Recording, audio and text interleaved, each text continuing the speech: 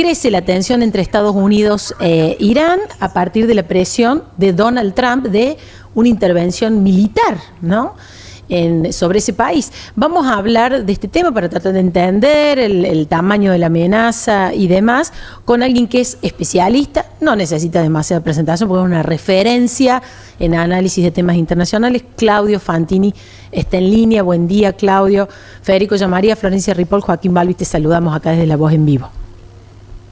Hola Florencia, hola Federico, hola a todo el equipo, muy buenos días, un gusto saludarlos. Ya, bueno, igualmente, gracias Claudio, por este contacto. Bueno, ¿hay posibilidad de una guerra nueva en Medio Oriente, esta vez entre Estados Unidos e Irán? Bueno, el tamaño del despliegue naval que está haciendo Estados Unidos indica que sí, no se hace un despliegue de esa envergadura, si no desemboca en una acción militar. Por cierto, en el medio están las negociaciones que no se hacen a la vista del mundo, pero que existen. Esas negociaciones pueden tener un resultado que evite una acción militar o todo lo contrario. En el caso de Venezuela, hemos visto un despliegue de similar magnitud en el mar Caribe, con todo ese aparato militar establecido frente a las costas de Venezuela. Se daba una forma de presión que intensificó las negociaciones subterráneas, esas que no se hacen a la luz del día y que incluso se realizan por canales paralelos, muchas veces no interconectados entre sí. Por caso en Venezuela, obviamente, el resultado muestra que había un contacto con Delcy Rodríguez y con un sector del régimen que era desconocido por otros sectores del régimen. Había una negociación con Maduro en la que Maduro aceptaba dejar el poder, pero en un plazo de tiempo que Trump no aceptaba, y al no haber acuerdo con él, pero sí con las otras partes, en los contactos paralelos, el desenlace fue el que fue. Ese extraño derribamiento de un dictador dejando su dictadura o dejando la dictadura en pie. La cuestión es que lo mismo podría o seguramente está ocurriendo por estas horas en Irán. Hay contactos que no están a la vista y con los cuales Estados Unidos, o mejor dicho, la administración Trump está buscando que Ali Khamenei dé un paso al costado y que quede al frente del régimen un sector que se avenga a los términos de la Casa Blanca. Si eso no ocurre, bueno, la posibilidad de una acción militar es muy grande y se va a desatar en el momento en que los servicios de inteligencia, en este caso principalmente los israelíes, que ya han mostrado una inserción muy profunda dentro de la realidad de Irán, digan que es el momento y señalen las coordenadas de los puntos para los ataques quirúrgicos que se realizarían. A esa última palabra la tiene el aparato de inteligencia israelí, que mostró su nivel de infiltración, por ejemplo, cuando asesinó a Ismail Haniyeh, el jefe político de Hamas, que estaba radicado en Doha, la capital de Qatar, y que había asistido en Teherán a la asunción del actual presidente iraní, de Masoud Pezeshkian. En ese momento el asesinato de Ismail Haniyeh mostró hasta qué punto Teherán mismo es un escenario que los aparatos de inteligencia israelí dominan con profundidad. Por lo tanto, serán ellos lo que digan, como fue en el caso de Venezuela, la CIA, cuál es el momento y cuáles son los puntos a atacar. Claudio, ¿qué significaría para el conflicto de Medio Oriente, para el mundo en general, pero específicamente para esto que tiene que ver con Israel, la caída del régimen de los ayatolá y de Irán? ¿Qué cambiaría en el mapa geopolítico?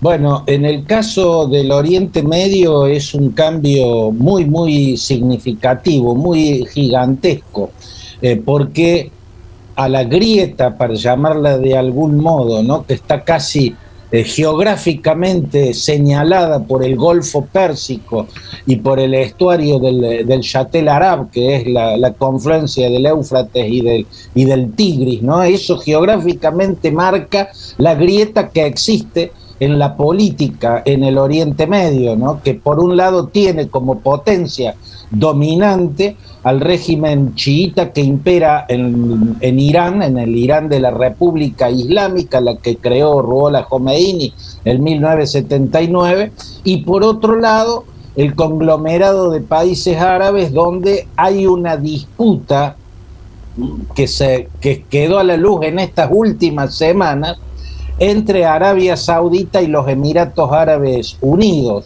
Los Emiratos Árabes Unidos, bajo el liderazgo de Zayed Al Nahyan, que es el emir de Abu Dhabi y presidente de Emiratos Árabes Unidos, de esa federación monárquica, tienen un alineamiento con el gobierno de Netanyahu en Israel y con Donald Trump, mientras que el príncipe Mohammed bin Salman, que lidera en términos absolutos Arabia Saudita, bueno, intenta convertirse en el otro polo. Hasta acá la grieta separaba a los pro-iraníes de los anti-iraníes, ¿no? Si cayera el régimen del Ayatollah Khamenei y se instalara un régimen moderado, por ejemplo, encabezado por un líder religioso, pero moderado y reformista, como fue un expresidente, Mohamed Khatami, por ejemplo,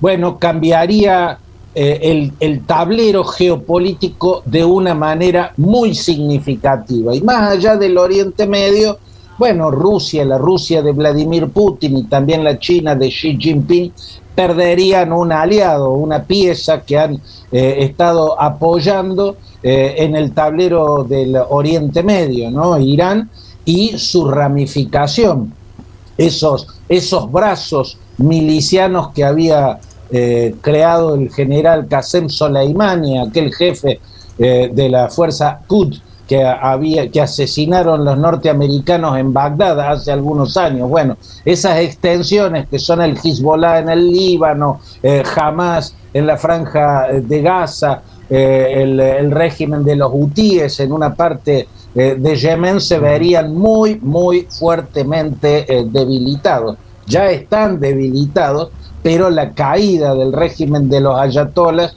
bueno, sería para ellos prácticamente un certificado de defunción. Bien. Bueno, Claudio, te agradecemos muchísimo este contacto y tus explicaciones con tanto detalle, nos ayudas a entender. Muy interesante el planteo y la descripción geopolítica que haces, porque es clave lo que marcaba Claudio, ¿no?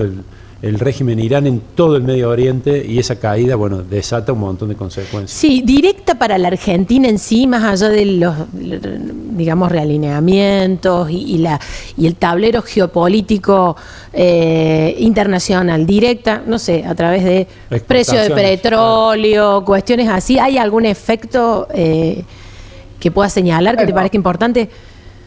Depende primero puede haber, sí, por supuesto, un sobresalto en los mercados son hipersensibles y cuando ocurren movimientos sísmicos en los tableros políticos, en los puntos cruciales de los tableros políticos, y el Oriente Medio lo es la yugular del petróleo, el Golfo Pérsico, seguramente va a haber un sacudón muy fuerte, pero observando lo que pasó en Venezuela, vemos que el control de daños puede ser significativo. Ahora bien, lo que quedó en Venezuela es un extraño engendro que nadie hubiera imaginado.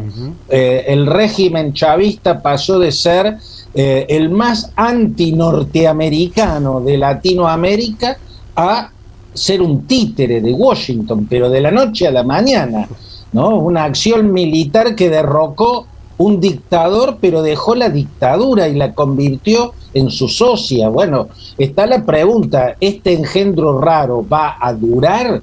Bueno, mientras dura, bueno, vemos una calma en los mercados del crudo, y lo mismo pasaría en el caso de Irán. Depende ¿qué tanto logra acotarse el tembladeral de la caída? En este sentido, yo creo que en el caso de Irán la mira está puesta en el ayatolá Jamenei. Quieren hacer de Jamenei un segundo Nicolás Maduro, que caiga Jamenei, pero que quede el régimen para que Irán no se convierta en un agujero negro, como ocurrió con Irak cuando tras la caída de Saddam Hussein, el gobierno negligente de Bush hijo y su vicepresidente Dick Cheney, y su secretario de defensa Donald Rumsfeld y el subsecretario Paul Wolfowitz, que fue el máximo ideólogo, tuvieron la estúpida idea de abolir el ejército, de extirpar el régimen entero como si fuera una muela, y eso convirtió a Irak en un agujero negro